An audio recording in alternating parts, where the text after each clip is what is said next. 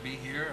As she said, I'm Stephen Walls of the USA Compete program, and we're set up just a little bit different. So to avoid any confusion, the East and Central African Trade Hub is alive and well embedded in a larger USAID program that combines together the work in food security, trade, and export promotion under AGOA. The Compete program is an $80 million effort looking at a number of different issues, from constraints and barriers to trade, to improving the value chain, and of course exports under AGOA. What's key to the Compete program is within the 80 million is a 24 million fund that's aimed at public-private partnerships. So like you said, it is the private sector which is the driver under Compete, but it's also that partnership that's going to be required. We take an integrated approach to economic growth and food security. Compete understands efficient supply chains and value chains. People think of value added, but remember, to add value is a cost involved, and for a buyer it's his supply chain. So those that are not efficient will increase cost and time, which will decrease competitiveness, obviously, of African products. International buyers demand quality, timeliness, and reliability of delivery. These are all form part of what the Trade Hub under Compete supports. It's both relevant to intra-regional trade and as well as trade to international markets. If you can get it right on me, because it's the same transit corridors that you're talking about, and it's those same barriers that suppliers find when they cross borders for inter-regional trade as they do for international trade. We strongly support in our case, COMESA and the East African Community's effort for regional integration. I think we've seen tremendous strides with East African Community with a customs union and a common market. So you're making progress, and we fully support that effort. We work through basically the private sector, as I said. We have supported over the last 9 years, from the earlier programs and up through today, African trade associations. Many of you may have heard Jazz Betty, the chairman of ACTIV, the Cotton Textile Federation, speaking yesterday, talking about the dawn of a new era. He's putting his money where his mouth is. He's doubled his production over the last 2 years. So we're really starting to see, as they were talking yesterday, the lions are going to be roaring. And we fully support that effort. We're looking at some innovative ideas on how to carry on the momentum that's been gained. You may have seen we have a booth over here, Origin Africa. And Origin Africa is a marketing promotion. It just put the spotlight back on. Africa is creative, Africa is innovative, the products are fine. So there is some publicity around. We welcome you to do it. Over the last, since the hub started in 2003, they've supported thousands of people getting jobs and hundreds of companies, obviously.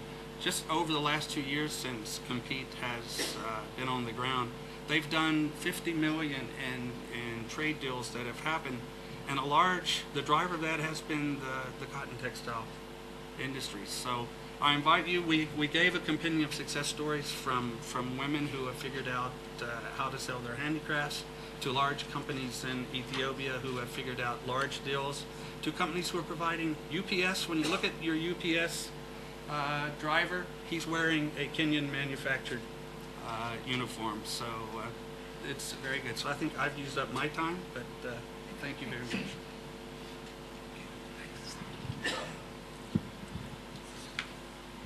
Hello. Thank you. The USAID has been supporting the Trade Hub in Southern Africa since 2002. And last year they increased the support with a new contract which will run through to 2014. It works across promoting international competitiveness, regional competitiveness, and increasing food security. We work throughout the whole of Southern Africa essentially the SADC countries, the 15 SADC countries. We work very closely with the regional body, SADC Secretariat. We work with member states at the government level, at the private sector level, and also civil society. Just three very brief examples. I'm very conscious of time. In supporting the effective implementation of the SADC free trade area, we've addressed the issue of thickness of borders, and that really impacts not just on regional trade, it impacts on taking advantage of AGOA and export markets. Every 1 day delay in exporting is equivalent to 1.5% tariff. You look at the trading across border statistics for the World Bank, you see Southern Africa, even though it's so good in many ways, it's not easy. The number of days goes up to 38. It's even higher in some of the countries that you'd be quite surprised about, the SACU countries. One of the things the hub did was introduce a single administrative document, the SAD 500, an unfortunate acronym, but it reduced the number of documents from 15 to 1. That is now, having been piloted along the Trans-Kalahari corridor, it's now implemented throughout the whole of SADC. But we also, and we're continuing to work in this area, and going forward we're looking at substantial support for increased automated connectivity and a single window, moving towards a single window. We provide training, and over the years we've provided substantial training to more than 5,000 firms to export, both regionally and to AGOA. The training is on customs procedures initially, and more recently the emphasis, of course, is on SPS and other regulatory measures, HACCP training. We've worked some of the success stories. Specialty foods are now available, and we've worked on that. We facilitated buyer-to-seller relationships, and under the current contract we're partnered with CCA for identifying investors and opportunities. Now I'm being told time is up, but 1 second. Gender and trade. As a minority on this panel, which is very welcome, we have a full-time gender advisor who has been in Zambia for the last few weeks working in support of the AGOA program, and we've sponsored a number of booths, and we're very active in that. Thank you. Good morning. My name is Panifa Sky, and I represent Movie Television. I would like to just get clarification on how a country becomes a member of the hub, and for us as Zambia, are we immediate members, or does one have to be an AGOA eligible country? Thank you.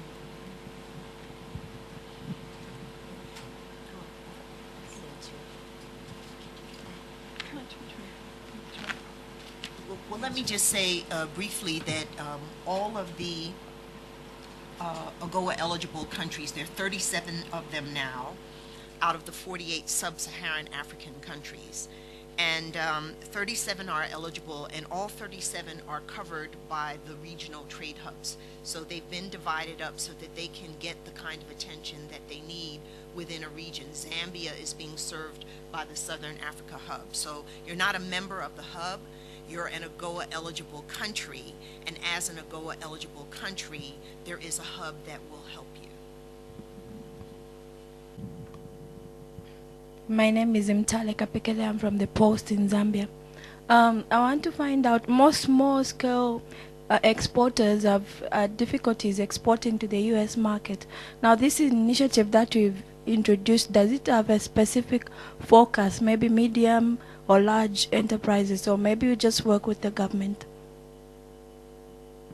Ask the trade hub representatives to tackle that, please.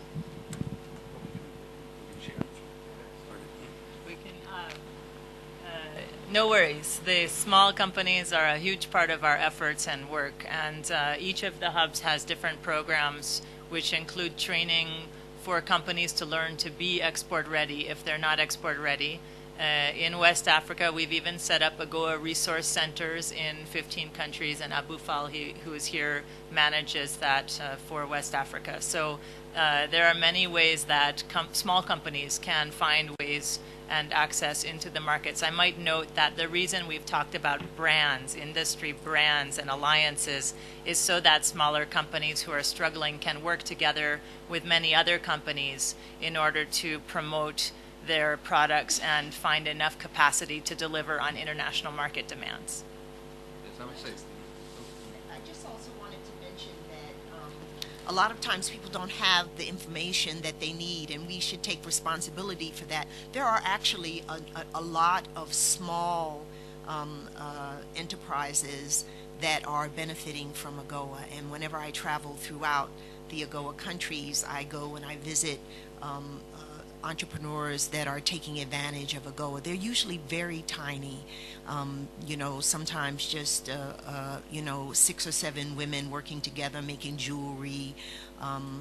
Sometimes it's a small factory that might have 50 people that are sewing clothes that are coming into the U.S. So generally speaking, it is small, and many of the people that we see working together to take advantage of AGOA often are women. I would say probably a very large percentage of the Eastern Central Africa Trade Hub is directed towards small companies, and we have a number of very successful stories to tell from one company called Indigo Africa, which started out very small, but I think you have firm-to-firm, and firm-to-firm assistance means you come in and you look and help them overcome those constraints. Sometimes it just appears more scary than it actually is. So introducing small companies to the buyers in the U.S. market has been helped, and those buyers have come back to provide assistance to help them move the process along. Well, thank you all for being here. I just want to reiterate the words of Ambassador Kirk this morning, and also President Banda, really talking about the important foundation of trade, and AGOA, the role that AGOA has played in solidifying U.S.-Africa economic relations, and our intention with USAID and the U.S. government to use this new opportunity, this new Africa Competitiveness Trade Expansion Initiative, to build on the strong foundation that's been created over the last several years, to both expand U.S.-Africa trade and also to expand inter- and intra-Africa regional trade, and for the initiative that I helped to lead, Feed the Future, especially the trade of staple food commodities. Thank you.